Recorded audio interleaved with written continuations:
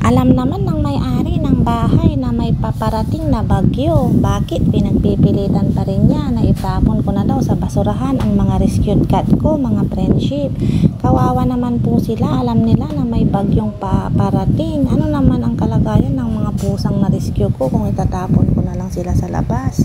Kawawa naman po ang mga pusa ko. Sana may mag-ampun na lang sa kanila. Tulungan niyo po sila, mga friendship.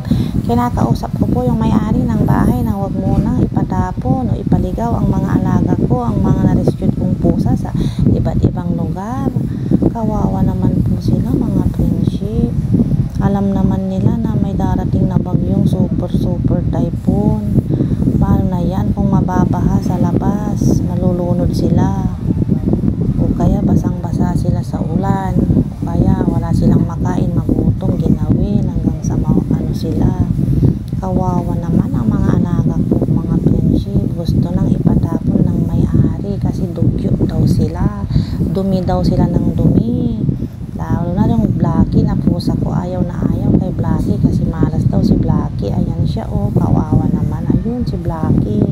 Lahat po sila ipapatapon na lang daw po kasi madumi daw.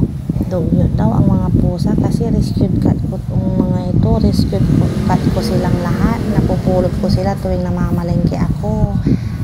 O kaya may binibili ako sa labas. Tapos sabi ng may-ari ng bahay, bakit daw ako dala ng mga pusa dito sa bahay nila? Nakikitira lang naman daw ako, kaya kailangan palayasin ko daw sila dahil kung hindi ako daw ang palalayasin, mga friendship. Sana may mag-ampun na lang sa mga rescued cat ko, sa mga pusang ito. Mababait naman po sila, hindi sila marte ng pagkain, kahit ano kakainin nila. Kunting pagkain lang naman, masaya na sila. Sana may mag-ampun at magmahal sa kanila, mga friendship. Nakakaawa naman sila kung itatapon na lang. Ayaw ko silang itapon kaya hinahanapan ko sila ng mag-aampon.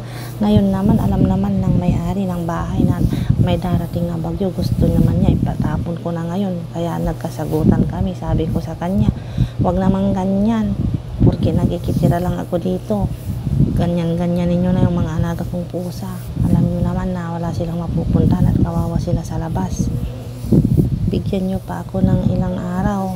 Pagkatapos ng bagyo, sigurado may mag-a-adapt at mag-aampon na sa kanila. Huwag nyo naman i-rush. Kawawa naman po sila. Kung katapon na lang sila, lulunod sila kung sakaling babaha. Maawa ka naman po, madam. Sabi ko sa kanya, hindi na siya umimik. Pero kailangan maihanapan ko na lang sila talaga na mag-aampon. Baka itapon sila pag wala ako. Kung may pinabili sa akin sa palengke, baka bigla na lang nilang ipaligaw, ipatapon sa basaruhan. O kaya isakay sa sasakyan at itapon, wala na. Sayang naman, kawawa sila. Gusto ko silang ampunin, alagaan at palagihin. Kaso wala akong kakayahan. Nakikitira lang ako dito, mga friendship. Maawa naman po kayo sa mga pusang ito. Kawawa naman sila. Huwag niyo po silang hayaang ipatapon na lang sa basurahan. Ang babait po nila, hindi po sila pasaway kahit ano kakainin nila, tas tahimik lang sila.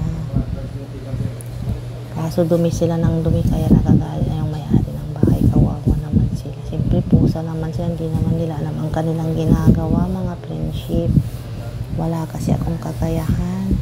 Doon sa mga nakakausap ko na gustong mag-ampon malalayo, hindi ko rin maipadala sa kanila kasi wala akong bayad, maibayad sa transpo. Hindi ko kaya magbayad ng transpo, mga friendship. Kawawa naman sila. Maawa kayo sa mga pusang ito. Kunin nyo na po sila. Ayan o, ang cute nila. Malalambing, hindi sila maarte sa pagkain.